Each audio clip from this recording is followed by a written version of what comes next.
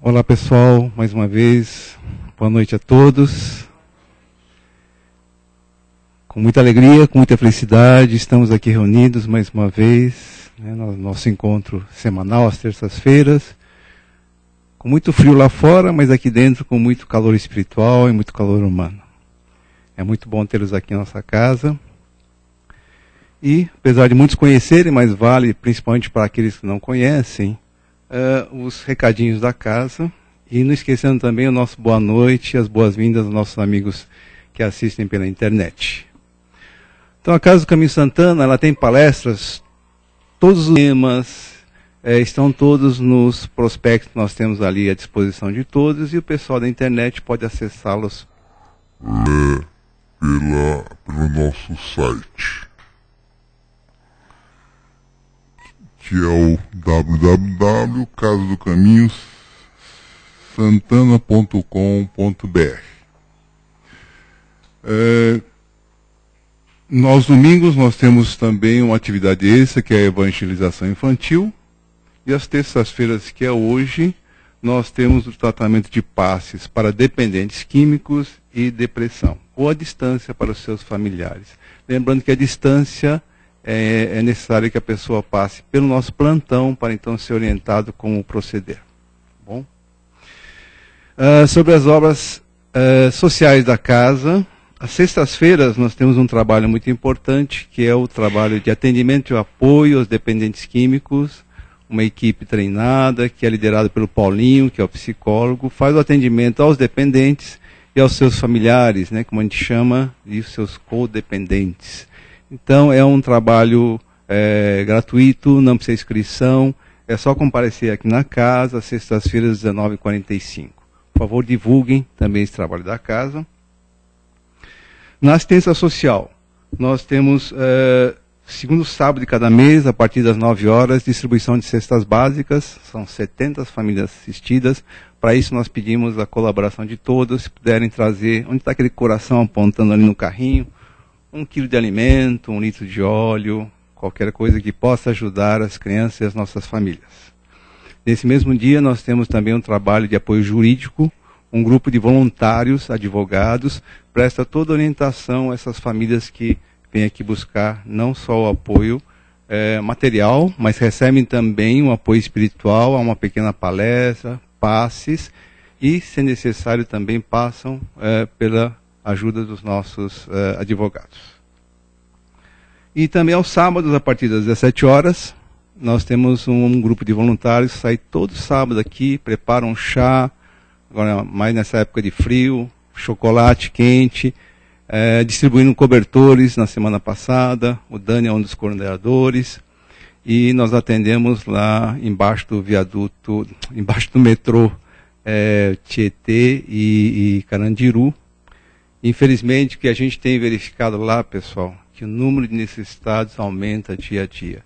Nós começávamos com 50 lanches por dia, passamos a 80, chegamos a 60, estamos chegando a 80, 100, estamos chegando a 120.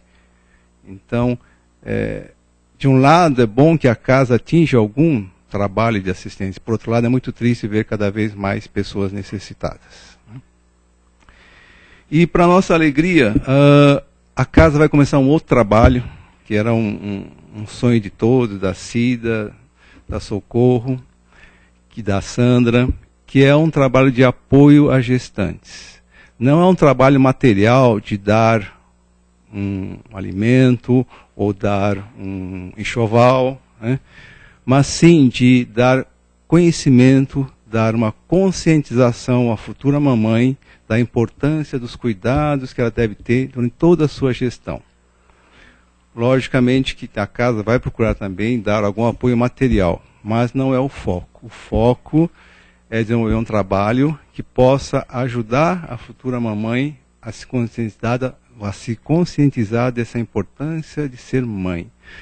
E para isso nós tivemos o apoio da Socorro e da Sandra, são duas colaboradoras da casa que já trabalham nesse tipo de atividade na favela Paraisópolis. Eu confundo sempre Heliópolis com Paraisópolis. É Paraisópolis, E elas estão trazendo esse conhecimento para nós, e a Casa do Caminho vai começar com esse trabalho também.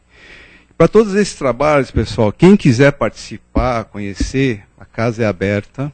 Só pedimos que passe pelo plantão para se informar, ter mais detalhes, se gostaria, como gostaria de fazer. Então, isso é uma oportunidade para poder praticar a caridade. A gente ouve tanto aqui, não é? Em palestras, em livros, em conversas, a caridade, caridade, caridade. Então, esses trabalhos nos fornecem a oportunidade real, concreta, de poder fazer alguma coisa. Não ficar na teoria, no conhecimento, mas sim praticá-lo. E nada por acaso, eu estava lendo hoje o Evangelho segundo o Espiritismo, caiu lá a mensagem de Paulo aos Coríntios, onde ele fala que, naquela época principalmente, onde havia pouco conhecimento, ele considerava 3 grandes virtudes das pessoas: a fé, a esperança e a caridade. E dentre elas, o que ele considerava de maior importância, segundo palavras dele, ele disse assim mesmo: a virtude mais excelente é a caridade. Por quê? Ela está disponível para qualquer um. Ela envolve todo o restante. Quando a pessoa realmente é caridosa de coração, envolve tudo. Seja rico, pobre, sábio, ignorante, religioso ou ateu, não importa. O que importa é a prática real e verdadeira da caridade. Então a chance está aí, pessoal. Né? Quem quiser conhecer, venha, passe pelo plantão e pode trabalhar em alguma, ou conhecer pelo menos alguma coisa que a casa faz nesse sentido. Tá bom?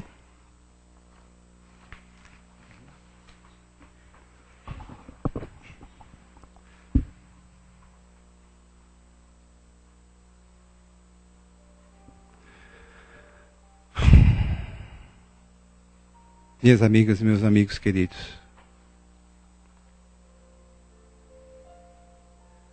nesse instante, vamos serenando os nossos corações, acalmando os nossos batimentos cardíacos, serenando as nossas mentes. Se necessário for, um pequeno exercício do nosso físico, respiremos fundo, seguremos o ar um instantinho e soltemos devagar. Pode ser repetido. Para que dessa forma, acalmando o nosso corpo físico, possamos também ter um contato ainda maior com o nosso corpo espiritual. Para que nos tornemos receptivos para tudo aquilo que viemos buscar e receber nessa casa nesse instante. Vamos nos concentrar e vamos abrir as nossas mentes de uma forma simbólica para podermos receber os ensinamentos que são dados nessa palestra de hoje, que será ministrado pela nossa querida amiga Kátia, do Evangelho segundo o Espiritismo, itens 4 e 5, causas das aflições.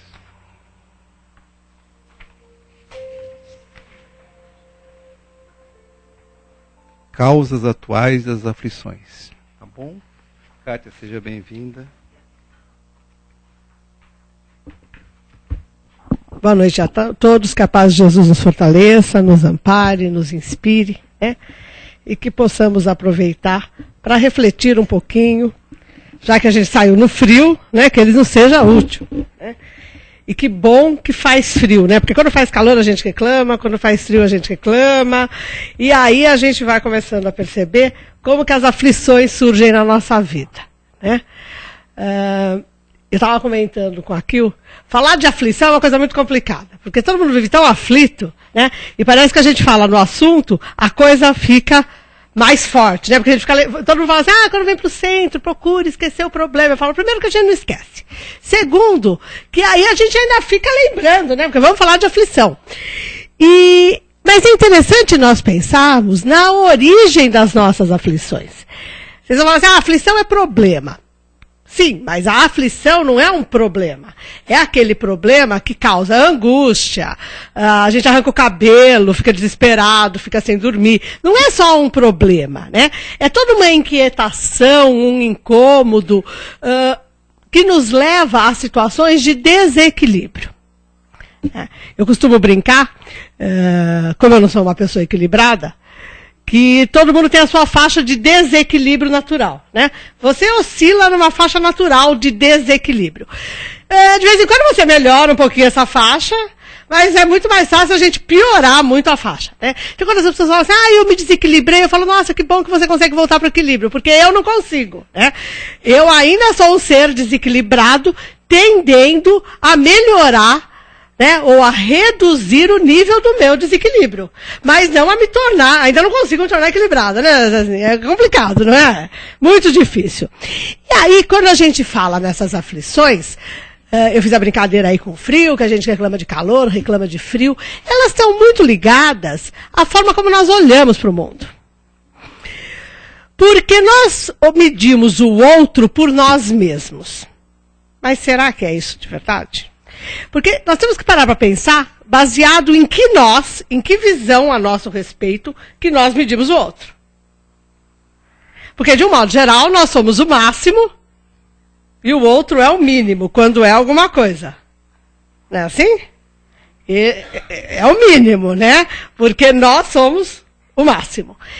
Claro, tem pessoas que em algumas coisas são também o máximo. É aquelas que nós amamos.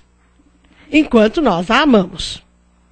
Quando nós começamos a ter problemas com os relacionamentos, elas começam a reduzir a excelência, né? E nessas condições, nós acabamos, na verdade, arranjando um monte de aflição. Porque a gente acaba não conhecendo a nós mesmos e não conhecendo o outro. E a medida que nós usamos para o outro não é uma medida sobre a qual nós temos controle. Porque se nós tivéssemos controle sobre nós mesmos, nós não nos desequilibraríamos. Nós não teríamos atitudes que a gente fala assim, eu não sei por que eu fiz tal coisa. Eu viro e mexo e falo assim, nossa, como eu fui idiota de fazer determinada coisa, né? Mas eu sei que isso sou eu. Vocês realmente não estão mais nessa fase, né? E eu que ainda dou umas, né, rateada. Mas a gente se surpreende com reações que nós temos. Olha, se nós nos surpreendermos com reações que nós temos, significa que nós não nos conhecemos e não temos controle absoluto sobre nós. Porque por mais que a gente diga, não, é que aconteceu uma coisa, quer dizer, que a gente vá para o externo, né? Uma série de coisas aconteceram para me tirar do meu foco ou do meu centro. Depende. Se eu estiver, de fato, no meu centro e no meu foco e atenta a essa manutenção, ninguém vai me tirar. Porque nós já sabemos que quando nós não queremos brigar, o outro pode fazer o que for, que nós não brigamos. Não é assim? A gente já aprendeu essas coisas. Por mais que a gente depois fique angustiado porque devia ter falado um monte, mas não importa, conseguimos não falar. E isso acaba, ou deveria acabar nos ajudando a nos fortalecer. E não a nos inquietar porque a gente não deu para o outro o que ele estava merecendo. Porque nós nos preocupamos muito em dar para o outro o que ele merece. E esquecemos que se nós damos o que o outro merece, o que nós vamos receber? O que nós merecemos. Que é o que nós demos. E a coisa vai ficando muito complicada. Porque nós precisamos aprender a dar para o outro o que nós queremos receber. Independentemente do que ele merece. Porque aí eu vou começar a criar um ambiente favorável para que eu comece a receber o que eu já faço por merecer. Na verdade, nós sempre recebemos o que nós fazemos por merecer, de bom. Só que nós nem notamos. Porque nós estamos tão focados na nossa aflição, no nosso problema, nos nossos desencontros afetivos, profissionais, que nós não percebemos o bem que nos cerca. Nós não percebemos a proteção que temos, porque todos nós temos proteção. Todos nós temos espíritos amigos, encarnados e desencarnados, que torcem para que a gente dê certo. Todos nós encarnamos com um planejamento estratégico, com um plano de ação, para dar certo, não para dar errado. E quando se fala em dar certo, é certo do cumprimento da lei divina, ou seja, É um plano para o bem. Ninguém nasce predestinado a descumprir a lei divina, a ser dependente de droga, de cigarro, de remédio, do que quer que seja, a ser dependente afetivamente do outro. Aqui eu estava falando das pessoas que vivem na rua, a viver dessa forma. Ninguém nasce predestinado a isso. Nós acabamos sendo levados para essas condições pelo nosso padrão usual de comportamento, esquecendo todo o preparo que nós temos para sair do padrão. Isso parece complicado, né? Mas então a gente vive... Sim, porque nós não temos consciência, neste momento, acordadinhos como nós estamos, do que nós recebemos antes de encarnar e do preparo que nós tivemos.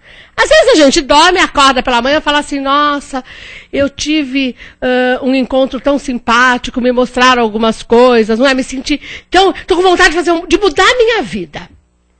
Aí você olha para o dia, para a tua agenda, para o dia que você tem pela frente, esquece aí de vontade de mudar a vida, porque você tem que correr atrás do prejuízo. Você tem que correr atrás de apagar todos os incêndios que estão pipocando por aí, que bem ou mal nós sabemos que nós temos uma parcela de responsabilidade. E aí essa vontade passa. Na verdade, essa vontade que surgiu é aquilo que nós deveríamos estar fazendo e não estamos fazendo, porque a gente está fazendo o que a gente está acostumado. Quem já fez dieta alimentar sabe bem o que é isso, né? Você está acostumado a comer determinada coisa. Até você acostumar a não comer aquela determinada coisa, vai demorar um pouco. Até você acostumar a comer o que você não gosta, vai demorar um pouco mais. E por muito tempo você vai sentir vontade de comer tudo aquilo que você gostava e não come mais. Ou seja, é muito mais fácil comer o que a gente sempre comeu do que experimentar o novo.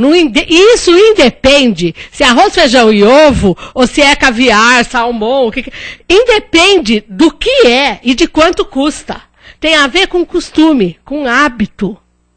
E nós somos muito resistentes à mudança, a mudar os nossos hábitos. Inclusive porque a sociedade nos diz que quem muda não tem personalidade, não é? É vira-casaca, né? Ainda usa essa expressão? Não sei, mas tinha o vira-casaca, né? É vira-casaca, imagina, muda de time de futebol. Como muda de time de futebol, né? Mudou de religião. Porque mudar de marido, mulher, namorada, ninguém mais estranha. Agora, vocês já notaram que ninguém muda de filho? Vocês já notaram isso? Filho é filho, né? Minha mãe sempre fala, você fala porque você não tem filho. Mas eu tenho mãe e eu sou filha. É? Mas ninguém muda de filho. Pode arranjar mais filho. Mas mudar o filho e pegar o do vizinho e levar para casa, pode pegar, mas não devolve o seu pro vizinho. Assim, não faz a troca, né? Fala assim, olha, você fica com meu filho para todo sempre e eu fico com o seu. Isso a gente não troca. Porque há responsabilidades que nós sabemos que existem independentemente de nós termos certeza de quais são. A nossa vida, nós também temos responsabilidades que nem sempre nós sabemos quais são, ou não queremos obrigatoriamente saber. Mas o hábito nos leva a praticar, cometer, agir, pensar de formas pré-estabelecidas. E a ruptura com o que nós estamos habituados a fazer é dificílimo. E um dos maiores hábitos que nós temos, e isso é milenar, é reclamar. Não é legal? A gente adora reclamar. É uma coisa incrível. Eu estive 3 dias em Brasília agora, estive na FEB, num evento espírita, e num evento de um trabalho que eu faço dentro da doutrina, e é uma cidade que eu não gosto. Eu não gosto de Brasília. Me desculpe os internautas que foram de Brasília, eu não gosto da cidade. Não gosto da cidade porque eu sou uma pessoa que gosta de andar a pé, eu gosto de ter tudo à mão. E quando você está ali, né, fora, você está no plano piloto, você não anda a pé. Você está num hotel. Você tem que ir numa farmácia, você tem que pegar um táxi, né? Tá, até tinha um shopping pequeno perto do hotel que eu estava, mas não é esse o esquema. Qualquer coisa que você precisa de rodas. Né? Tem brasileiros que ainda falam que lá em Brasília se tem cabeça, corpo e rodas, né? porque você não anda a pé. Não tem essa prática. E isso é uma coisa que me incomoda barbaramente, porque eu ainda brinco, eu falo assim, olha, você olha aquela avenida lá do Eixo Monumental, né? A gente aqui de São Paulo acha que a Marginal de Tietê, a Marginal de Pinheiros é muito larga, né? A hora que você chega lá, você descobre que o canteiro central da avenida é mais largo do que o rio. Eu não estou exagerando, é uma coisa assustadora, né?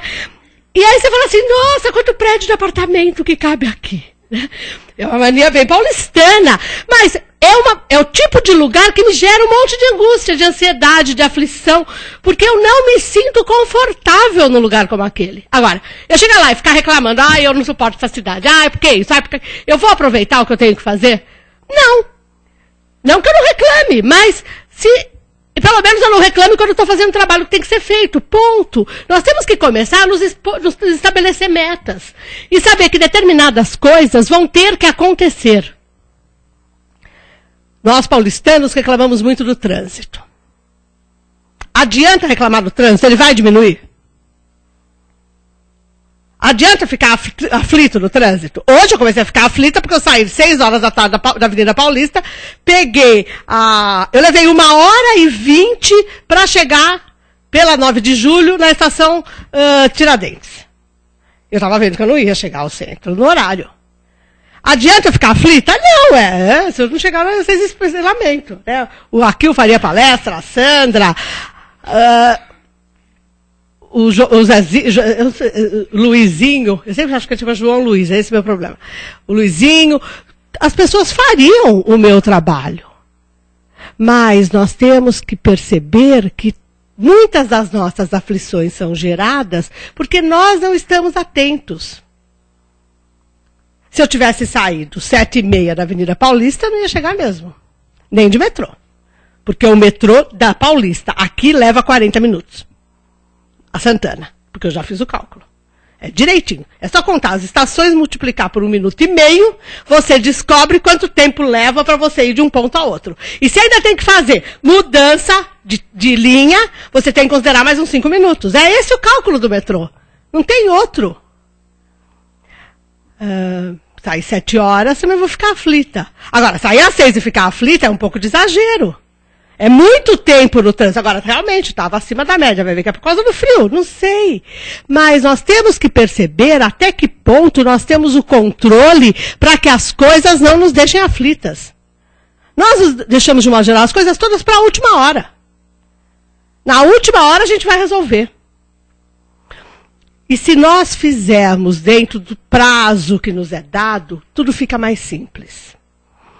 É normal, quando nós estamos ficando mais velhos, as pessoas começarem a ficar preocupadas que elas, com certeza, não estão cumprindo o programa reencarnatório delas. E começam a querer sair atrás do prejuízo e fazer um monte de coisa que não fizeram a vida inteira. É verdade isso, né? Não vai resolver. Porque nós vamos criar outros problemas. Inclusive porque nós não criamos o hábito de ter na nossa agenda compromissos ligados à vida espiritual, que é a vida real. Nós que temos, de um modo geral, hábitos e agenda para as coisas materiais. Para as coisas do espírito, a gente vai quando dá. Claro. Vamos criando hábitos. Mas se nós pegarmos o nosso filho pequenininho e começar a criar nele o hábito de ele ir ao centro ou ir à igreja, não importa, mas dele ir para ter uma aulinha relacionada ao evangelho, com dia e hora marcada, será que quando ele estiver adolescente, quando ele estiver com seus 30 anos, ele já não tem o hábito? Se nós tivermos o hábito de fazer evangelho no lar, uma vez por semana, com hora marcada, por 20 minutos. Será que não vai criando hábito? Porque a gente descobre que criou o hábito quando sente falta. O esquema é esse. Não é que você descobre que você criou o hábito porque você não esquece de fazer, não. É quando acontece alguma coisa que você não pode cumprir e você percebe que está sentindo falta. Isso vale para exercício físico. A gente começa a fazer exercício físico, dói tudo. Depois de 6 meses, você descobre que não dói mais nada e que você está gostando da brincadeira. Depois de 1 ano, se você ficar 10 dias sem fazer exercício, começa a doer tudo porque você não está fazendo exercício. Você inverte e aí você começa a perceber que você gosta. Se não gosta, criou o hábito. E o criar hábito é o primeiro caminho para a gente passar a gostar. Agora, claro, a gente também faz isso com muita facilidade com o que não presta. Não é? Tem pessoas que se habituam a apanhar. Tem pessoas, não é verdade? Tem pessoas que se habituam a se judiar, a se maltratar. Nós estamos falando sempre do cumprimento da lei divina. Do cuidar do corpo, do espírito, do estar focado no nosso processo evolutivo. Ou seja, nós precisamos criar hábitos nessa linha. E precisamos ajudar aqueles que nos cercam a criar hábitos também nesse sentido. Quando eu falei que a gente não troca de filho, por quê? Porque nós temos responsabilidade com aquele ser, no encaminhamento daquele ser para as suas mudanças que serão necessárias, para que ele possa evoluir e caminhar com mais segurança para um futuro melhor, como espírito. Então, se nós começarmos a encaminhar e criar hábitos nele desde pequeno, vai ficar muito mais fácil. Agora, o que a gente tem visto na sociedade de um modo geral? As pessoas colocam na escola e querem que a escola faça a criança criar hábitos. Eu tenho andado muito feliz ultimamente, porque eu tenho visto que está havendo uma revisão desse conceito. Eu tenho conhecido várias mulheres que pararam de trabalhar quando o filho era pequeno para educar o filho. E abriram mão de ter alguns confortos materiais, resultado de mais um salário na casa, para prestar atenção na criança que está se desenvolvendo. Isso está começando a acontecer. Ou está voltando a acontecer, porque há 30, 40, 50 anos atrás era assim. Não é nem certo nem errado, mas como nós vamos ajudar alguém a se desenvolver se nós não estamos ao lado, disponíveis, prestando atenção? Porque daí nós estamos, assim, já cansa. Quem já ficou de licença maternidade aí por 6 meses, 5 meses, fica todo mundo exausto, porque criança dá um trabalho, não é? Cansa, então. Fica 2, 3 anos, 4 anos, 5 anos, né? Eu recentemente conheci uma moça que ela voltou a trabalhar quando o filho estava, os filhos estavam com 7 anos. Vocês vão falar, nossa, voltou para o mercado de trabalho? Voltou. Sem grande dificuldade. Tem mercado para todo mundo, desde que a gente busque o mercado disponível, não obrigatoriamente o que nós queremos. Porque o que nós queremos nem sempre é tão bom assim para nós. Muitas vezes nós sonhamos em ter determinados trabalhos, ou empregos, ou trabalhar em determinados lugares, e aí a gente descobre quando vai para lá que aquilo não é tão bonito quanto nos aparentava de fora. Então, nós temos que começar a perceber o que é possível. Porque aí o nível de decepção e de expectativa é menor. Nós sonhamos com coisas muito grandiosas e o nosso nível de expectativa fica tão grandioso que, como nós não atingimos a expectativa, nós nos frustramos com muita facilidade, gerando mais aflição. Porque nós temos a aflição de conquistar a nossa meta e temos a aflição de perceber que nós não estamos chegando onde nós queríamos. Se nós começarmos a colocar as metas mais próximas, será que nós não vamos começar a subir os degrauzinhos mais lentamente, mas com mais segurança? É proposta, não estou dizendo que é certo, que é assim que tem que ser feito. Na verdade, cada um tem que buscar o seu caminho e a sua forma de fazer, mas buscando se afastar das aflições. Buscando situações que nos tornem seres mais tranquilos, mais conscientes, mais focados no nosso processo evolutivo e mais confiantes no amparo espiritual que nós temos. E que esse amparo espiritual está disponível 24 horas por dia, onde quer que nós estejamos. Porque às vezes a gente vê, hoje eu tive um dia péssimo, eu preciso ir no centro.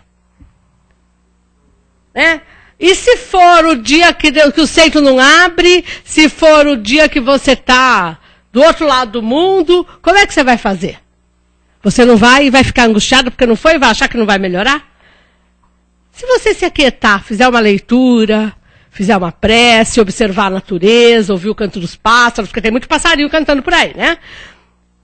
E tem mesmo, né? Olhar as flores, as árvores peladinhas, porque tá frio, elas têm folhinhas, os galhos das árvores, e começar a ver a beleza da natureza. Será que a aflição não diminui? Será que não dá para compensar algumas coisas? Pegar um bom livro, ouvir uma música legal, pegar um cinema, não sei, mas nós precisamos, meus amores, é descobrir os nossos caminhos, é descobrir as situações que nos afastam das situações de angústia. Não é a compensação, não. São posturas, circunstâncias que nos afastam da angústia, para que sirvam de ponto de referência quando nós começamos a ficar sem controle do tamanho do problema que nós estamos. Ou seja, é aonde nós vamos recarregar as nossas baterias. Isso pode ser feito por um exercício de respiração, pode ser feito por uma introspecção, pode ser feito de várias formas, mas nós precisamos saber quais são as situações. Porque se nós não soubermos como sair das nossas aflições, a aflição vai aumentar. E nós vamos começar a penalizar de forma muito clara o nosso corpo físico. E nós vamos começar a criar doenças físicas. Doenças psicossomáticas. Porque o corpo padece daquilo que nós estamos com o pensamento fixo. E aí a gente entende por que fazer o bem, por que esses momentos em que nós nos reunimos para refletir, para pensar em Jesus, para falar sobre o Evangelho, nos faz tão bem. E nós podemos multiplicar esses momentos. Além do Evangelho no lar, nós podemos, como eu disse, apreciar a natureza, observar o mundo à nossa volta, procurar, em vez de reclamar, descobrir o que o outro tem de bom. Tem gente que dá tanto trabalho para a gente descobrir o que ele tem de bom, que a gente ocupa tanto tempo, mas uma hora descobre. Não é? Em vez de só comentar o que ele tem de mal. Não. Todo mundo, não é acreditadinho que todo mundo tem alguém que gosta dele, não é? E que tem alguma coisa que preste. Então, vamos nos dedicar a descobrir o lado bom das coisas, não o lado ruim das coisas. Vocês vão falar assim, mas qual é o lado bom do trânsito? Tem vários. Você pode ficar ouvindo música, jornal. Pode aproveitar para ficar refletindo sobre uma série de coisas. Não pode falar no telefone, nem ficar mexendo em equipamento eletrônico, porque daí vai criar problema no trânsito, né? Assim, vai piorar o trânsito, vai melhorar. Mas você também pode, em vez de sair no horário de pico, e estudar e fazer academia perto de onde você trabalha, e depois você vai para casa sem trânsito. Claro que se todo mundo fizer isso no mesmo lugar, na mesma hora, o trânsito só vai mudar de horário. Nós precisamos buscar ferramentas, nos instrumentalizar para que a coisa fique mais suave. Porque a tendência é sempre de piorar? Não, a tendência também é de melhorar. Tudo depende de onde está o foco da nossa atenção. Se no piorar ou se no melhorar. Né? Jesus nos dá várias referências para isso.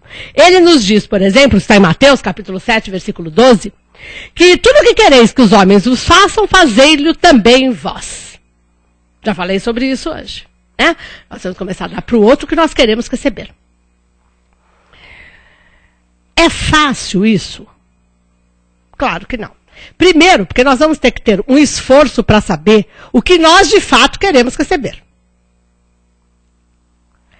Vou contar um caso para vocês, que a minha secretária ainda lembrou disso ontem. Tem um ditado árabe que diz assim, que há mais lágrimas derramadas por preces atendidas do que por preces não atendidas. E nós fazemos o evangelho no escritório, o evangelho no lar, no escritório, e a leitura de ontem foi sobre pedir.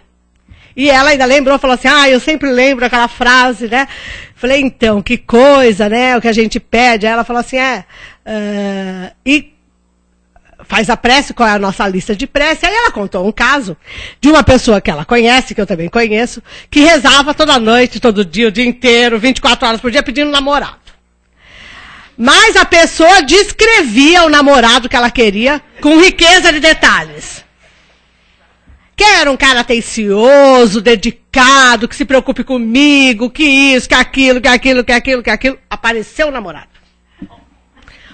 Porque falam que quando a gente pede, tem que pedir com detalhes. Porque senão vem coisa que não é bem o que você quer, entendeu? E essa menina seguiu lá a receitinha. 2 meses depois, ela ligou para a menina que trabalha comigo e falou assim para ela: não aguento mais este namorado. Ele não me dá folga. Eu não respiro, ele me liga o dia inteiro, ele está sempre disponível, ele quer ir comigo em todo lugar. Eu não aguento mais. Ela recebeu exatamente o que ela pediu. Ó, o pacote veio na medida. E aí a gente descobre que a gente quer tanto uma coisa que não serve para nada. Aliás, serve para gerar aflição, angústia e desespero. Veio exatamente o que você pediu. E daí você descobre que aquilo não é que não serve para nada, serve para muita coisa, para te irritar, para te incomodar. E você começa a reclamar do teu pedido. Quantas vezes na vida nós já fizemos coisa parecida? Não é? É que essa história é muito engraçada, porque a gente fala assim, não, nunca a gente arranja quem está procurando. Não, ela conseguiu. Né? Em todos os sentidos, em termos financeiros, culturais, ela conseguiu tudo que ela queria. Essa daí é boa para pedir, é daquela que quando vocês precisarem de alguma coisa, pode ligar para ela e falar assim, começa a pedir por mim, porque vai conseguir, né? E aí, como que fica isso, né? Porque, na verdade, ela queria uma pessoa de um jeito que ela idealizou, mas ela não pensou em como ela é. E como ela lidaria com aquilo. Nós temos que primeiro perceber como nós somos, para sabermos se o que nós queremos nos é útil. Eu, com uma pessoa dessa, não durava 2 dias. Ela começou a reclamar depois de 2 meses, a coisa até que durou bastante, né? Jesus também nos diz, e também está em Mateus, onde estiver o vosso coração, lá estará. Onde estiver o vosso tesouro ou o vosso pensamento, lá estará o vosso coração. Meus amores, se nós somos aquele tipo de pessoa que só reclama, aonde está o nosso pensamento? No problema, na dificuldade, na aflição, no descumprimento da lei divina, no desamor, no defeito do outro. Onde está o meu coração? Eu vou ter paz? Eu vou ter amor? Eu vou ter tranquilidade? Se eu só acho que está tudo ruim? O mundo está uma porcaria. Ninguém presta. Tá tudo assim. Tá tudo assado. E aí? Eu presto? Então eu sou o único ser humano no planeta que presta. E eu estou neste meio porque eu tenho que ser uma missionária. É lindo. E aí eu pergunto, o missionário reclama? Não, porque, né, vamos começar a pensar sobre isso. Porque se a gente é missionário, quem são os missionários que nós conhecemos? Recentes, assim, Irmã Dulce, Madre Teresa. Nem vou falar do Chico, porque daí já é exagero de espírita, né? Vamos ficar com quem não é espírita. Eu já falei isso várias vezes, pode ser até que vocês já tenham ouvido, mas imagina Madre Teresa levantando pela manhã, olhando e falando assim, ai, gente, tô com frio, tô com uma preguiça de aguentar essa gente fedida, mal arrumada, doente, reclamando, gemendo. Hoje eu não vou. Dá para imaginar? Vamos chegar no Chico lá. O pessoal chegava lá para pedir as cartinhas, ele olhava e falava assim, gente, não vamos naquela sala hoje não. Esse pessoal vem aqui só para querer saber de quem já morreu. Hoje eu não vou. Suspende tudo que eu não vou. O que aconteceria? Um outro lado. A gente reclama que a gente sozinho. Essas pessoas têm companhia ou elas têm pessoas que precisam delas? Mas será que quando elas precisam de alguém, alguém está disponível? Ou se ela falar que ela está com um problema, todo mundo desaparece porque ela não tem esse direito? Todo mundo vem aqui, faz, né, entrevista com a Sandra. Aí senta lá para falar com a Sandra, e a Sandra fala assim, ai, que bom que você veio hoje. Estou precisando mesmo conversar. Olha, gente, você não imagina o dia que eu tive. Aí ela conta tudo, aí você conta tudo, fica aquele tricoteiro, aí acaba, ela fala assim, olha, agora faz o seguinte, você vem tal dia da semana para tomar passe em tal assistência espiritual. Você volta? Porque se não está servindo para ela, vai servir para você? Porque a gente fala muito que o Espiritismo nos é útil. Se o Espiritismo nos for útil, ele nos transforma moralmente. E se nós não conseguimos nos transformar no primeiro momento, pelo menos ele nos ajuda a mudar o foco. Então eu sei se o Espiritismo me é útil por onde está o foco da minha atenção. Se eu estou vivendo apenas para as coisas materiais, ou como diz Jesus também aqui, também em Mateus capítulo... É tudo no Sermão do Monte isso. Não andeis cuidadosos quanto à vossa vida. Não vos inquieteis pelo dia de amanhã. Porque o dia de amanhã cuidará de si mesmo. Basta a cada dia o seu mal. Isso é pesado, né? Basta a cada dia o seu mal. É assim, a hora que você for deitar para dormir, tudo que aconteceu hoje de mal, deleta. Porque o próximo dia ele vem começar zerado só com o bem. É fácil? A gente lembra daquele primo que quando a gente tinha 2 anos, no nosso aniversário, quebrou o nosso brinquedo, que nós nem lembramos qual era, porque não vimos. Ele quebrou antes. Porque com 2 anos nós não lembramos o que aconteceu. Mas alguém nos contou que ele quebrou o nosso brinquedo. A gente tem raiva dele até hoje porque ele quebrou o nosso brinquedo. Nós não lembramos, nós não vimos, não sabemos que brinquedo era esse. Se parar para pensar, nós nem gostaríamos de ter aquele brinquedo. Porque não faz nosso estilo. Mas quebrou, não, e foi ele que quebrou. Ele me tirou o prazer de usufruir disso quando eu tivesse com 10 anos. Gente, esse mal é muito antigo, né? Isso é aflição? Isso é aflição. O trânsito não é aflição. Aflição é esse tipo de situação que a gente carrega e o peso vai aumentando. E o peso vai aumentando. E isso vai trazendo uma série de outros problemas. Por quê? Eu tenho essa bronca desse primo, aí esse primo casa, eu vou ter bronca da mulher dele, aí ele tem filho, eu vou querer quebrar o brinquedo do filho dele, e se eu tiver filho, eu vou dar um jeito do meu filho me vingar. Tá muito trágico? Ou é assim? É assim? É assim, Lizinho? Mais ou menos, né? Tá exagerado, gente. Mas é mais ou menos assim. Porque quando eu não vou com a cara de alguém, eu não admito que ninguém que gosta de mim se relacione com a pessoa. Nós temos que pensar sobre isso, porque isso é aflição. E é a aflição nossa que nós transferimos para os outros e fazemos os outros nos vingarem. Vingar a nossa honra. Se nos ama, não fala com fulano. Isso não é praticar a lei do amor, não é dar ao outro o que nós queremos receber. Porque o que nós acabamos recebendo? Tudo isso. Você sai na rua, um vem, te fala um monte de desaforo, o outro faz não sei o quê. Aí você fala assim, não, mas não é do meu primo que eu estou recebendo. Não, você nem dá chance dele de falar bom dia. Então você vai receber do universo. De preferência de alguém que você não conheça, porque aí não tem como você resolver, se vingar de novo, né? E aí, tem uma receita muito legal que está no Evangelho segundo o Espiritismo, no capítulo 5º, no item 4º, né, que é o item da nossa conversa hoje.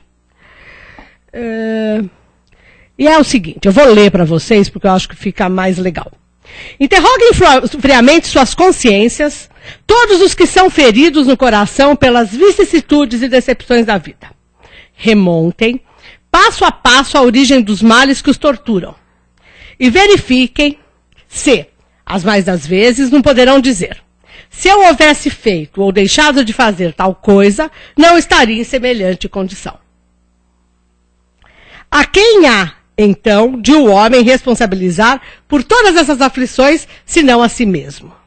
De forma direta ou indireta, gente. Às vezes, nós não somos diretamente responsáveis, nós somos indiretamente responsáveis por pegarmos o problema como nosso. O homem, pois, em grande número de casos, é o causador, e não é em todos, é em grande número de casos, tá? É o causador de seus próprios infortúnios. Mas, em vez de reconhecê-lo, acha mais simples, menos humilhante para sua vaidade, acusar a sorte, a providência, a má fortuna, a má estrela, ao passo que a má estrela é apenas a sua incúria. Isso não sou eu, não. Está lá no Evangelho, no item 5º. Né? no capítulo 5º, item 4, que é o bem-aventurados aflitos. Eu falei várias vezes aí do Sermão do Monte, né? O Sermão do Monte é conhecido como Sermão das Bem-aventuranças. Só que ele não se resume às 10 ou 11 bem-aventuranças. Porque depende se a Bíblia é católica ou se ela é evangélica, ou ela é protestante, tem uma diferença no número de bem-aventuranças. Mas ele tem, na verdade, em Mateus, 3 capítulos. Mateus vai de capítulo 5º a capítulo 7º, Sermão do Monte. E não é sermão na montanha, porque é monte, é um morrinho. É como um caixotinho que Jesus sobe em cima, é só uma elevaçãozinha de terra, por isso que é sermão do monte. E Jesus começa falando das bem-aventuranças. E aí ele vai discorrendo e cita essas outras passagens que eu falei para vocês, como essa de a cada dia basta o seu mal. Né? Mas, apesar do Evangelho nos dar esse puxão de orelha, no item 12 desse mesmo capítulo, ele dá uma bela amenizada. E ele diz o seguinte: o homem que sofre assemelha-se a um devedor de avultada soma, a quem o credor diz: se me pagares hoje mesmo a 100ª parte do teu débito, quitar-te-ei do restante e ficarás livre. Se não o fizeres, aumentar-te-ei até que pagues a última parcela. Não se sentiria feliz o devedor por suportar toda espécie de privações para se libertar, pagando apenas a 100ª parte do que deve? Em vez de se queixar do seu credor, não lhe ficaria agradecido? Assim é Deus para conosco. Ele não exige o pagamento integral. Ele se contenta com uma pequena parte, desde que paga com disposição e bom ânimo. E aí eu gosto sempre de lembrar João Batista, que João Batista, né, João o Batista, que era primo de Jesus e que foi o precursor de Jesus. João Batista, segundo Jesus diz, foi Elias. Isso está lá no Novo Testamento. E Elias, como está lá no Antigo Testamento, mandou decapitar 400 sacerdotes do Baal, que eram os pagãos. E João Batista morre de que forma? Decapitado. Quantas vezes ele cortaram a cabeça dele? Não dava para cortar a mesma cabeça 400 vezes. Isso é abatimento na conta ou não? Isso vale para nós também, tá? Então, vamos lembrar que nós temos sustentação para mudarmos o foco do nosso dia a dia. Temos que ter bom ânimo, alegria, disposição. Ai, mas eu não estou alegre de verdade. Não faz mal, faz de conta. Fica fazendo de conta que está alegre, que acostuma e vai descobrir que é ótimo gerar serotonina, endorfina e tudo isso, né? Procure os alimentos, não coma chocolate porque faz mal, engorda, dá espinha. Não faz mal, mas engorda, dá espinha, né? Tem muito açúcar. Mas come, tem cenoura, tem coisa boa. Muda a alimentação, começa a fazer exercício, olha se muda a vida ou não muda. Nós precisamos procurar aquilo que nos faça bem de verdade e não o bem aparente de arranjar um namorado como eu pedi e descobrir que não serviu para nada. Serviu para me gerar problema. Então, meus amores, vamos ter o foco no nosso futuro de seres imortais. É para isso que nós estamos aqui. Para pavimentar a estrada do nosso futuro. Como está sendo pavimentada essa estrada? Com aquele asfaltinho político, né? De campanha, ou de época de campanha, ou com aquele asfalto firme, que não vai fazer buraco tão cedo. Não é? É isso que a gente tem que pensar. Vamos nos fortalecer sempre na certeza, não é acreditar, é ter convicção de que o plano espiritual superior olha por nós. Mas nós precisamos olhar por nós e olhar para eles. Não adianta só querer que eles façam. Nós temos que começar a fazer a parte que nos cabe. Com bom ânimo, como diz o Evangelho. Beijo, obrigado.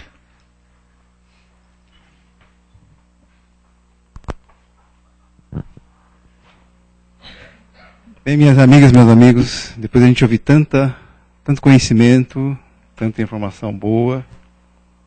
Agora, se tiverem dúvidas, algum comentário a respeito do tema, alguma experiência, uma vivência relacionada ao tema, fiquem à vontade. Não, alguma reclamação? Não tenham medo do microfone, ele não morde. É que senão os nossos amigos internautas não escutam, então por isso que a gente usa. Eu sei que ele intimida um pouquinho, né, mas não é isso. Quem tiver alguma pergunta, alguma dúvida, por favor, comentários. Kátia, enquanto eles penso, me passou alguma coisa pela cabeça. Todos conhecem aqui a lei de Talião? Já ouviram falar?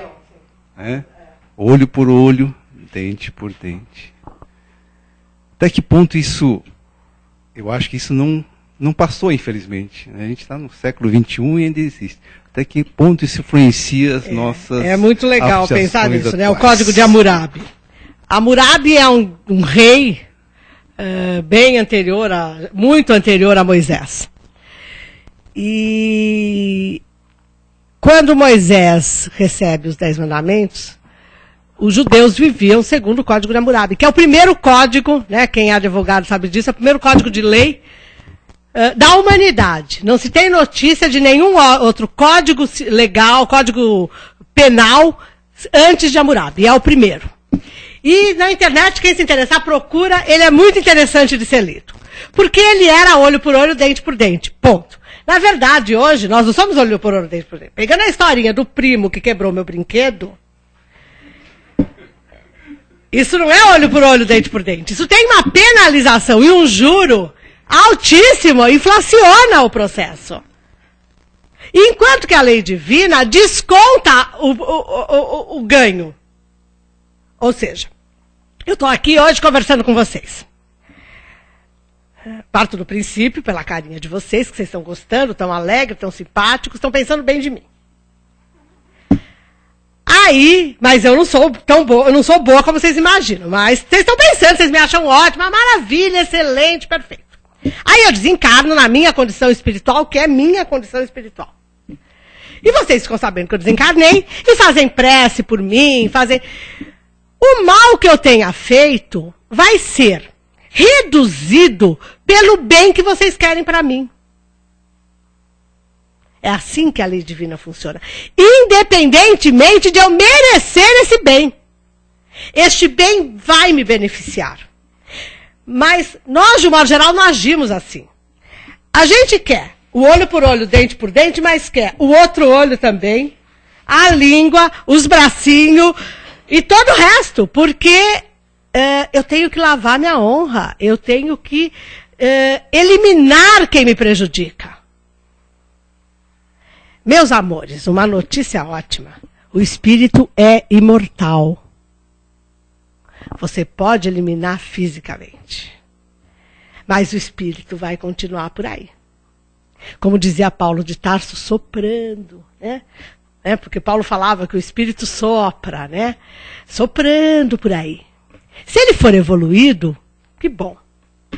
Porque ele vai entender, vai compreender e vai pedir para olharem por você e vai tentar te ajudar a evoluir. Agora, se ele não for, se ele for como você criou um débito para várias encarnações para serem equacionadas. É aquilo que popularmente o povo chama de obsessor, né? São vínculos no descumprimento da lei. Então, a pena de Talião não só ainda existe, como ela foi acrescida por todo o processo inflacionário da humanidade, né? De Hammurabi até aqui, né? A coisa vem crescendo, porque nós gostamos de ver a justiça ser feita. Eu perdoo, mas Deus é Pai. A que faz, a que paga. E eu vou assistir o pagamento. Isso não é o que o Espiritismo nos ensina, não é o que Jesus nos ensinou. Eu uso o Espiritismo nos ensina porque Jesus nos ensinou, mas a gente acha muito difícil de entender. O Espiritismo vem e decodifica e mostra passinho a passinho. Então fica mais fácil perceber para onde a gente tem que caminhar, porque o amar a Deus sobre todas as coisas e ao próximo como a si mesmo é muito lindo, muito grandioso e nada prático. O Espiritismo vai mostrar o que é amar a nós mesmos, o que é amar o próximo. E aí nós vamos amar Deus, porque ele já está sendo amado por consequência. E a gente fica no amar a Deus e exigindo mais do que o olho por olho, dente por dente. Né? E esse código é muito antigo, a gente já devia ter esquecido ele. Pessoal, alguém tem alguma dúvida? Não? A Kátia vai ficar aqui ainda. Quem tiver alguma dúvida, quiser falar particularmente com ela, só vir aqui na frente posteriormente.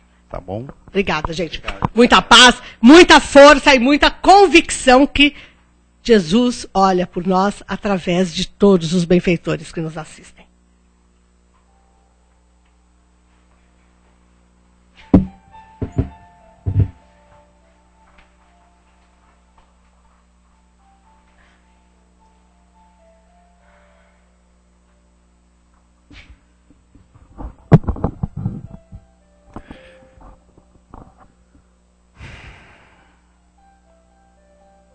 Queridos amigos, queridas amigas,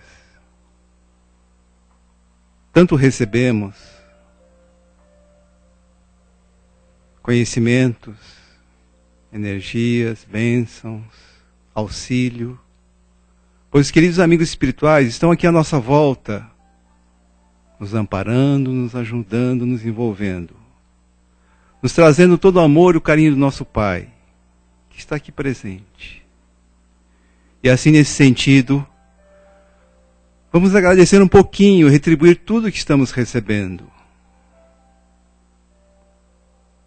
Vamos vibrar, como a Kátia falou, vamos trazer as nossas boas energias, que elas aflorem e que envolvam a todos.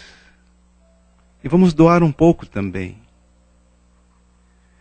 Primeiro, vamos vibrar por esse nosso planeta lindo, essa terra que foi criada com tanto amor e carinho pelo Pai.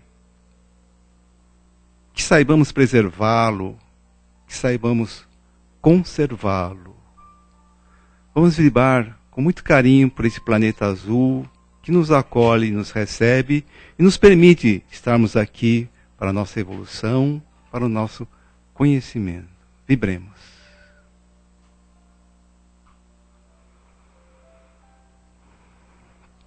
Hoje, terça-feira, como falamos no início, é um dia especial aqui na Casa do Caminho Santana, pois, entre outros, estamos recebendo e procurando ajudar os queridos amigos que passam pelo drama da dependência química, encarnados e desencarnados. Vamos vibrar por eles, dar-lhes energias para que possam sair desse vício terrível. Vamos ajudá-los com a nossa boa energia. Vibremos por eles.